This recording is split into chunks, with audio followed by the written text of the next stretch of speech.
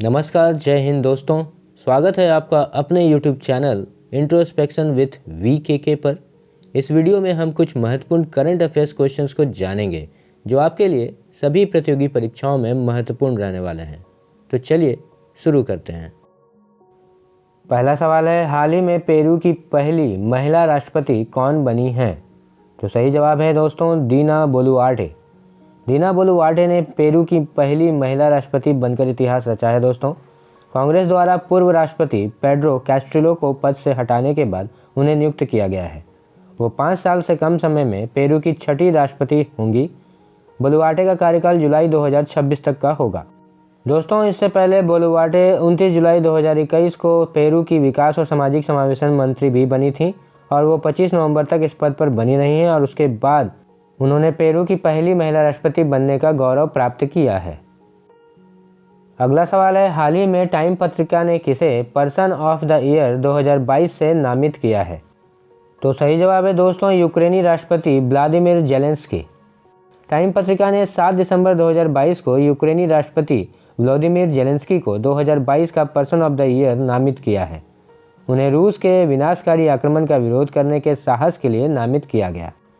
दोस्तों, person of the year संयुक्त राज्य अमेरिका की समाचार पत्रिका टाइम्स जो 1927 में शुरू हुई थी उसका एक वार्षिक अंक है। अगला सवाल है, हाल ही में किसने अर्थ शॉट पुरस्कार 2022 जीता है? तो सही जवाब है दोस्तों भारत के green house in the box startup खेती ने दिसंबर 2022 में बोस्टन संयुक्त राज्य अमेरिका में prince of Wales prince William द्वारा घोषित 5 विजेताओं में भारत का green house in the box खेती भी शामिल था। Green house in the box का उद्देश्य लागत कम करना और पैदावार बढ़ाना है, जो इन किसानों की आजीविकाओं की रक्षा करने में मदद करेगा। यह अर्थ शॉट पुरस्कार का दूसरा संस्करण था दोस्तों, जिसे इको ऑस्कर भी कहा जाता है। अगला सवाल है, दुनिया की सबसे मजबूत पासपोर्ट लिस्ट 2022 में भारत किस स्थान पर मौजूद है? तो सही जवाब है 87वें स्थान पर। ऑर्टन कैपिटल द्वारा 7 दिसंबर 2022 को जारी की गई दुनिया की सबसे मजबूत पासपोर्ट सूची में भारत 87वें नंबर पर मौजूद है। यूएई पहले स्थान पर रहा। इसके बाद Germany, Sweden, Finland, Luxembourg, Spain और फ्रांस का स्थान है, जबकि अफगानिस्तान इस लिस्ट में अंतिम स्थान पर रहा। दोस्तों इस सूची में पाकिस्तान 94वें स्थान पर रहा। अगला सवाल है, फीफा विश्व कप 2022 फाइनल में ट्रॉफी का अनावरण कौन करेगा? तो सही जवाब है दोस्तों दीपिका पादुकोण। अभिनेत्री दीपिका पादुकोण 18 दिसंबर 2022 को फीफा विश्व कप के फाइनल मैच के दौरान कतर में फीफा विश्व कप 2022 ट्रॉफी का अनावरण करेंगी। वो फीफा विश्व कप ट्रॉफी का अनावरण करने वाली पहली बॉलीवुड अभिनेत्री होंगी। दोस्तों फाइनल मैच 18 दिसंबर को कतर के लुसेन आइकॉनिक स्टेडियम में खेला जाएगा। अगला सवाल है, हाल ही में केरल सरकार ने किसे केरल कलामंडलम का कुलपति नियुक्त किया है? तो सही जवाब है मल्लिका साराभाई को। केरल सरकार ने प्रसिद्ध शास्त्रीय नृत्यांगना मल्लिका साराभाई को 7 दिसंबर 2022 को Kerala Kalamandalam deemed to be university of art and culture का कुलाधिपति नियुक्त किया है। केरल मंत्रिमंडल ने 9 नवंबर को राज्यपाल आरिफ एम खान को कुलाधिपति के पद से हटाने के लिए एक अध्यादेश लाने का फैसला भी किया था। राज्यपाल ने सीजा थॉमस को एपीजे अब्दुल कलाम प्रौद्योगिकी विश्वविद्यालय का कुलपति भी नियुक्त किया था। अगला सवाल है, अपना जलवायु परिवर्तन मिशन शुरू करने वाला भारत का पहला राज्य कौन बन गया है? तो सही जवाब है तमिलनाडु। दोस्तों तमिलनाडु सरकार ने राज्य में प्राकृतिक संसाधनों की रक्षा के लिए जलवायु परिवर्तन मिशन शुरू करने की योजना बनाई है। दोस्तों तमिलनाडु ने केंद्र सरकार द्वारा निर्धारित 2070 के लक्ष्य से पहले कार्बन तटस्थता हासिल करने का लक्ष्य रखा है।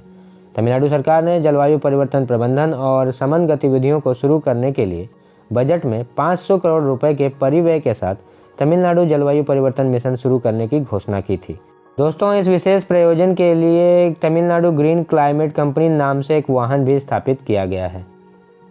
अगला सवाल है, 9वीं विश्व आयुर्वेद कांग्रेस और आरोग्य एक्सपो 2022 का आयोजन किस राज्य में किया गया है? तो सही जवाब है दोस्तों गोवा में।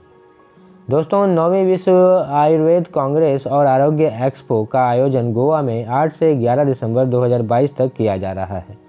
इसका उद्घाटन केंद्रीय पर्यटन और जहाजरानी बंदरगाह और जलमार्ग राज्य मंत्री श्रीपाद नाइक और मुख्यमंत्री प्रमोद सावंत और वैद्य राजेश कोटेचा ने किया था। इसका उद्देश्य वैश्विक स्तर पर चिकित्सा की आयुष प्रणाली की प्रभावकारिता और ताकत का प्रदर्शन करना है।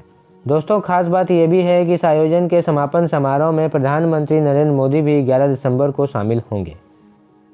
अगला सवाल है, हाल ही में किस देश ने 21 ग्रीनफील्ड हवाई अड्डे स्थापित करने के लिए मंजूरी दी है? तो सही जवाब है भारत।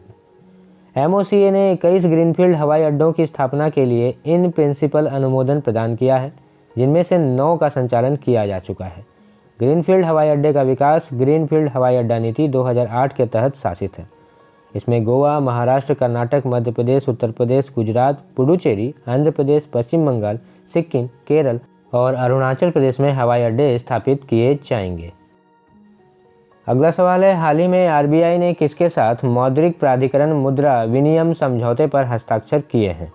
तो सही जवाब है दोस्तों, मालदीव के साथ। भारतीय रिजर्व बैंक ने SAARC यानी कि south Asian association for regional corporation मुद्रा विनिमय ढांचे के तहत मालदीव मौद्रिक प्राधिकरण के साथ एक मुद्रा स्वैप समझौते पर हस्ताक्षर किए हैं। यह समझौता मालदीव प्राधिकरण को RBI से अधिकतम $200 मिलियन तक की कई किस्तों में निकासी करने में सक्षम बनाएगा। समझौता अल्पकालिक विदेशी मुद्रा तरलता आवश्यकताओं के लिए वित्त पोषण की बैकस्टॉप लाइन के रूप में स्वैप समर्थन प्रदान करेगी। दोस्तों, तो ऐसे ही महत्वपूर्ण सवालों को जानने के लिए जुड़े रहिए हमारे चैनल से। सब्सक्राइब कीजिए, शेयर कीजिए और ज़्यादा से ज़्यादा पसंद कीजिए। आप सभी का धन्यवाद।